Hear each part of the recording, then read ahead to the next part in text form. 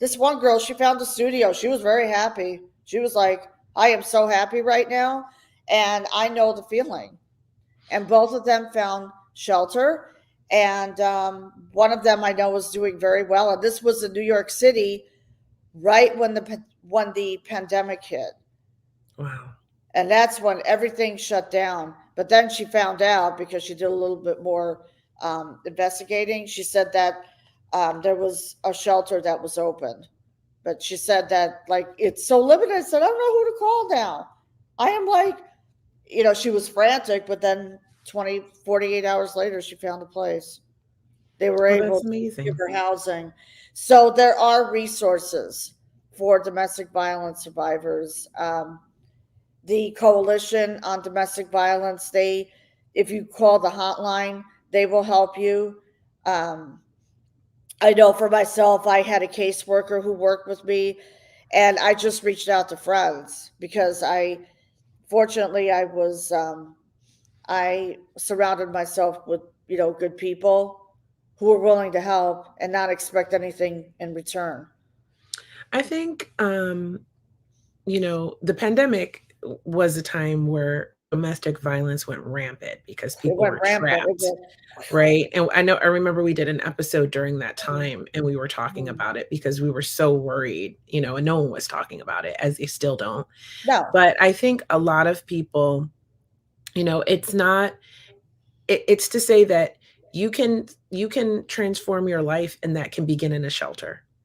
You can, if you have no one in your life, it's a matter of making that decision to say enough is enough. I'm not going to take this anymore.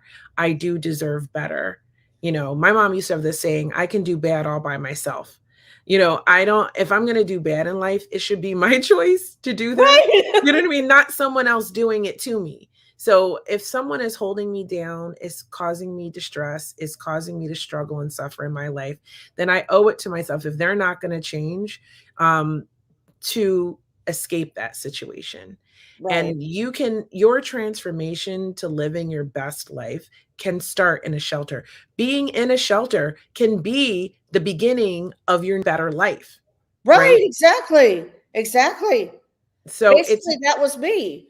yeah, And I it's, went to a shelter once, and I didn't feel ashamed, and I had to let go of that pride and ego mhm. and recognize, okay, you Because you can guys are build your wealthy. You guys were super wealthy, right? Like super you had this wealthy. I went from luxurious super lifestyle. wealthy. Yeah. Yeah. Went from wealthy to broke, but I was not broken. Big huge Mm. difference right there. I was not broken. Wow, I love that you said that. That's powerful. Yeah, I was not broken because I had the vision and a plan in place. And I said to myself, I am going to rebuild my life. You can rebuild your life I've seen so many people do it, men and women, rebuild their lives from being broke and homeless to now living the life that they truly deserve to live because they sought the tools and the resources. They sought mentorship like I did. I sought mentorship and I became, I'm sorry, involved in the online space on Facebook. There was no TikTok at the time. So I found a way. I found the way. And that was my process of rediscovery. And then I had aligned myself with people who were on a higher level than me. And I still do it to this day because coaching and mentorship is important for me because that's how you grow as a person.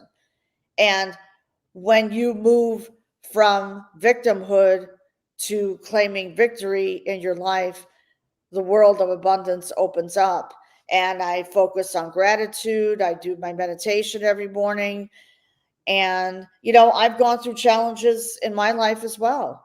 I've gone through many challenges, even after the fact. I've gone through challenges and I found a way to overcome those challenges. And because when you move yourself from the I used to write a blog, so I had a blog post one time and I wrote from the depths of despair to freedom and liberation because that's how I felt. See, I came from that dark place Yeah.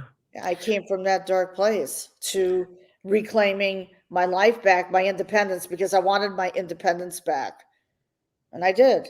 I achieved it. It took me a year, but I did it. I achieved it. So, and I had to break through those mental blocks because, like I stated before, we've been conditioned to believe that we are not worthy. We've been told, oh, you're not going to make it. You're not going to make it. You're not going to survive. I did. Survived and thriving. I love that. I think a lot of times too, people think that they're all alone, like when they've been isolated Mm. and all their loved ones, they're not in their life, right? And I think sometimes they suspect what's happening to you if they don't outright know. So Right. I think sometimes you think you don't have anybody, but if you reach back out to some of the people, your family or your friends that you've isolated yourself from, they might even suspect or even know what you're going through and not want to overstep or are waiting for you to come to them.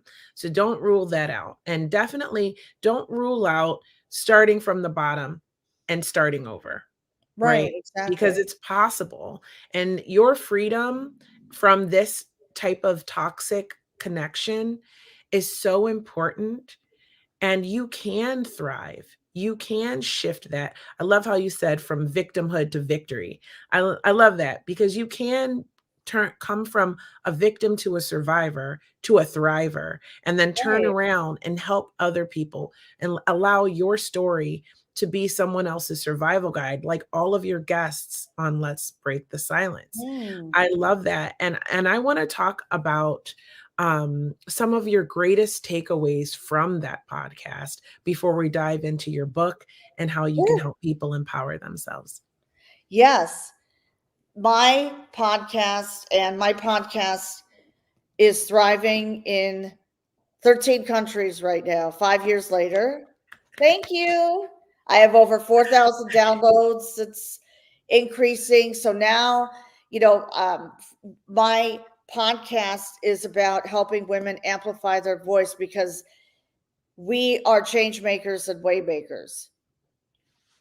No more silence, I call it. No more silence. It's time to open yourself up and share your story. And my podcast, I've had guests who have gone through domestic violence, and maybe they're not where they want to be, but they're not where they used to be. Mhm. So they've opened up, shared their stories. I have a private Facebook community, and my goal is to scale my Facebook community to 1,000 members.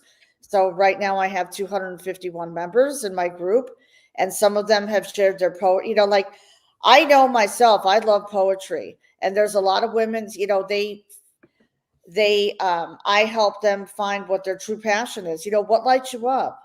And a lot of them love to paint, a lot of them love to write poetry, share stories, and some of them have been shared on my podcast. I've also had men share their stories too. So I had Yes. a yeah, so I had an attorney. He actually has a podcast, and I'm going to be now his special guest tonight, sharing my story of overcoming domestic violence. So today is someday, right? So Mhm. it's tonight, which I'm really, really super excited about. And he was my guest 2 weeks ago, and he brought light on bail reform, the injustices, meaning the abusers are being let out of jail way too early. Wow. And that puts the woman into, forget it, into, yeah, Just an just, unimaginable yeah, fear and a terror. fear. Like I know one of my friends, she was so scared that she goes, I hope he doesn't come back to the house because he was just recently let out of prison. Oh And my god. yeah, but she's moving, so that's good. So I'm glad that she made a plan to move up, to move. She's going to move to Florida with her family. So that's going to be good for her. So she's looking for a place. And I said, you know what? Even if you have to find an Airbnb, go ahead. Just you have a roof over your head, you know? So, um, yeah, so I just,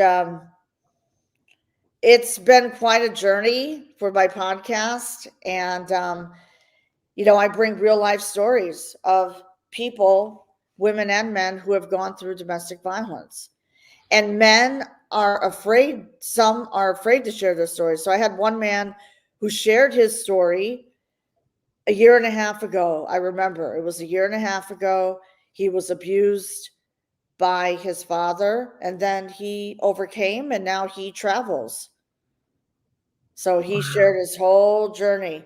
And I understand that men, there's a stigma, meaning with men, they have to, there's like a, I don't know, I can't think of the name, but they have to be like strong and not say anything. But men, I've seen, more men open up and show their vulnerability that they were in a past. And it doesn't have to be a marriage, just a toxic relationship. Yeah. Yeah. Yeah. I mean, there was a man who came forward for about 3 weeks ago and shared his story, not on my podcast, but privately, about his whole situation with his ex-girlfriend. They would go out for a walk and she would all of a sudden hit him for no reason. Oh my Yeah, God.